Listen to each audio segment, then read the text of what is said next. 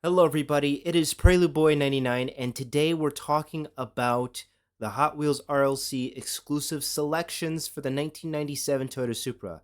This is the second time that it has appeared in the RLC world. The last time was last year. It was in this dark navy blue.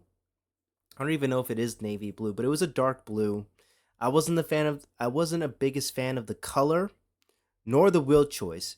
This time, it's coming out in this Spectre Flame purple with this HKS livery on it that looks fantastic. But the big area that I want you guys to focus on, if you guys can see that, is the $30 price point. $30 for this casting. Now, the livery is great. It's really good. But this casting was originally $25 when it came out last year. So I don't really feel like I have to express how I feel about this because you guys should already know how I feel about this. Inflation sucks. Things going up in price sucks. But I want to know what you guys think of this. Now, the livery looks amazing. Of course, this is a rendering. This isn't the real deal. We don't know how it's going to look like in person yet because this is a selections model. What does that mean? So for those of you guys who are new to this channel, who are new to this hobby, a selections model means that this is a model that's made to order. You can order as many of these things as you want. If you want to order 10 of them, they'll make you 10 of them. The issue is that it takes a very long time for these things to get made, roughly a year. Now, I just got my Selections Skyline the other day. I believe I did an unboxing on the channel last week. And the casting looked great. For a Skyline, an R34 Skyline, it looked great. For this one in particular, I really do like the livery on this. But then the $30 price point keeps stabbing me in my wallet. And, you know, I really want to get it. I really, really do. But it's the $30 price point that's really stopping me. So let's talk about the things that I disliked about this casting for the blue one. Now, the number one thing that I dislike the most is the tail lights and the headlights. I don't like this glare that they're trying to make with the headlights and the tail lights. They have like this faint white line across it, and it's supposed to show you that it's lensed. So the reason I dislike this is because it just looks bad.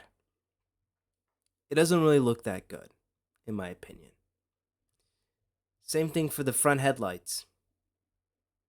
I understand it's supposed to emulate the glare from lighting, but I think it just looks bad. I don't like the way it looks. I understand what they're trying to do, but I'm just not a big fan of it. What's another thing I dislike about it? Well, one thing I dislike is the gap in the A-pillar. So in my first model, I unboxed it on my live stream and I noticed that there was a gap in this area. I'm hoping that they will fix it in this one. I don't think they will though, because again, with these castings, usually they make one casting and then it's basically like a cookie cutter, which is just basically just with all their castings, they just reuse that casting. And that's just a problem that's going to be present in all future renditions. And I would like to hope that they will fix it, but I'm not going to get my hopes up. I don't think they will.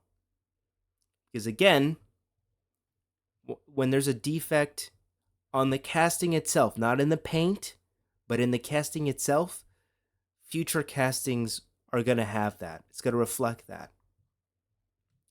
Because again, they molded it. They have this casting. I don't know what they can do to fix that unless they're going to do something for the windshield. the plastic windshield to be bigger. Everyone in the comments section usually educates me on this stuff. I really do appreciate it. Please let me know if I'm incorrect with how Mattel makes their castings and or the process of how they make them. But to my knowledge, and I don't mean to talk out of my butt, but to my knowledge is usually when a casting has like a defect that's in the casting itself, not having anything to do with paint, then that's an issue that's gonna stay. And this is an issue that is in every casting. It's not just mine. It's every single casting has like this gap in the A pillar. But again, I like to be hopeful. Hopefully they fix that. That's about it. I really do like the stock version of the Supra. It looks beautiful in my opinion. Although I don't like the headlights and taillights, I do like the body of the car overall. The engine bay detail looks okay. I don't know how well it's going to be executed. We're going to have to see when it comes out. But $30, so they're increasing the price of this car by $5. That's a big jump. So this, with everything said and done, $30, shipping and taxes for me, that's $13. This is a $43 car. A $43 car. So I am going to look up models, like third-party models, and I'm going to compare the pricing. So $43, we need to find a model that looks as good as this one, if not better, for cheaper than $43. So let me go look, and I'll be right back. Okay, so let's take a look at Hobby Japan Toyota Supra JDM Customized Version Blue Metallic. So this is I believe this is a licensed product, but you can already tell that it has mirrors, it has the defroster, it has the wing. It has a somewhat stock, I don't want to say it's stock because you can clearly see that it has side skirts, a front lip, the spoiler's not stock. I believe that's a TRD spoiler, I'm not entirely sure, but it has mirrors, and it has like I believe that's the Fast and Furious hood. So it's not as stock as the Supra that we saw that from RLC, but this is $26. $26. I believe it has free shipping. Yep, free shipping from this seller that I'm looking at right here. Free shipping, $26 shipped. Well, let's say you just don't like the body style. Well, check out this one. It has an opening hood, and it's stock body style, just like the Supra that Hot Wheels is trying to sell you. Now, it doesn't have the HKS livery on it, but it still has the bone stock look, and it has mirrors, it has the defroster in the back with the windshield wiper, and it has a detailed engine bay. All this for $23. $23. Let's see if we can find another one. There's another Hobby Japan, but that's $41 with free shipping. If we look at this one, it comes with an engine outside of it, so you can look at the engine. And I believe you can you swap the wheels? Apparently you can swap the wheels too, I believe, or maybe that's just a different style. I'm not entirely sure. But this one comes with an engine. It's $41. So it's as expensive as the RLC that Mattel is trying to sell to you. But the difference is you can get this to your house in a week, whereas the other one you have to wait a full year. So I guess it all depends on you. I mean, I showed you different variants. Here's another one. It has so many different liveries on this one too. Model Japan. So there's wow. The liveries on this one look pretty wild. This looks like it's from Evangelion. I believe that's an Evangelion. Yeah, Evangelion. This is an Evangelion livery on it. And then you have like this. I believe this is like a Formula Drift. I'm not entirely sure what livery this is, but I know the Sylvia had one. I'm not familiar. But see, this casting has a really cool livery on it. Custom body, of course. You have the disc brakes. You have the wheels. It's a different body kit, but $33 for this one. Free shipping. So there's definitely models that you could look at.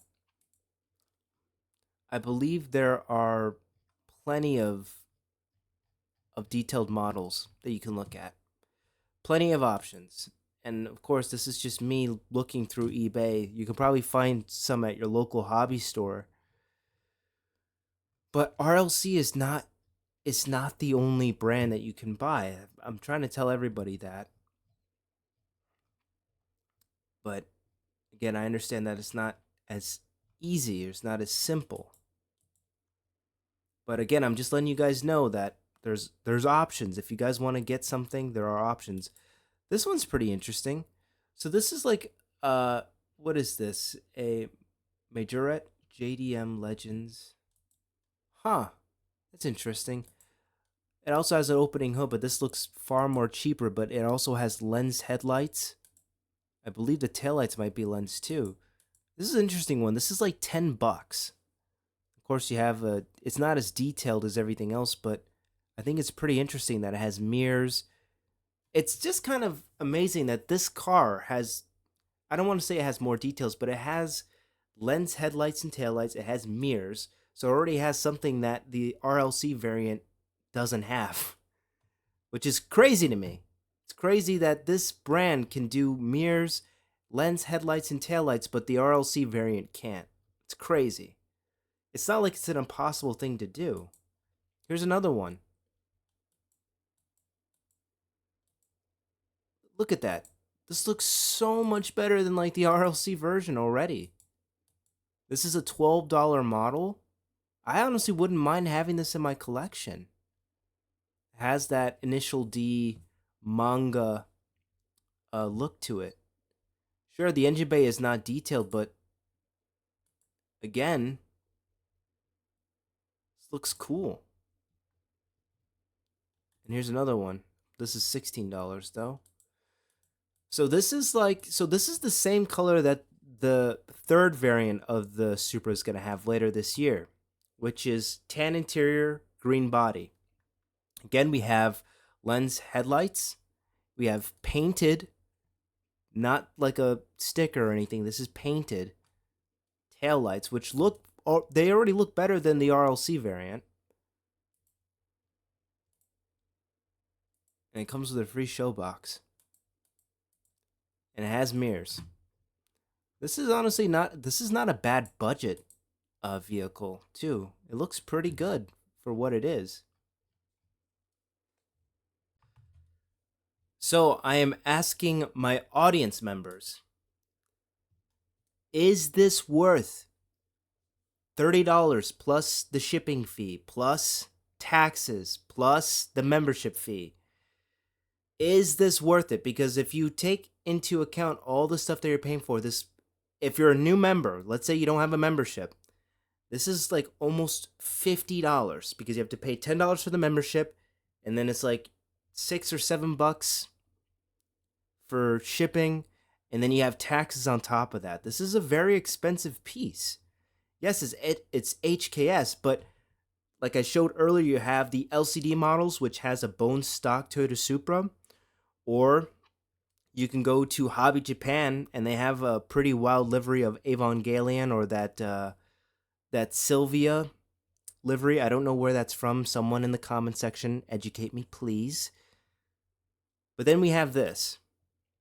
And mind you, this is not going to be in a acrylic display. This is going to be carded. It's going to be in a blister. So let me know what you guys think. You guys already know how I feel about this. I think for this, I think it's overpriced, if I'm being honest with you. It's cool, it looks great, this livery looks great, but it's a little overpriced in my book. And especially for a selections model, this model is going to be floating on eBay. It's going to be oversaturated in eBay. Everyone's going to have this piece. It's not going to be an extremely rare piece. If you're paying like 60, 70 bucks for this, you're only paying for the name. You're not paying for the detail or the quality, you're paying for the name. And is the name worth that much to you? Let me know in the comments below, and I'll see you guys in the next one. Peace.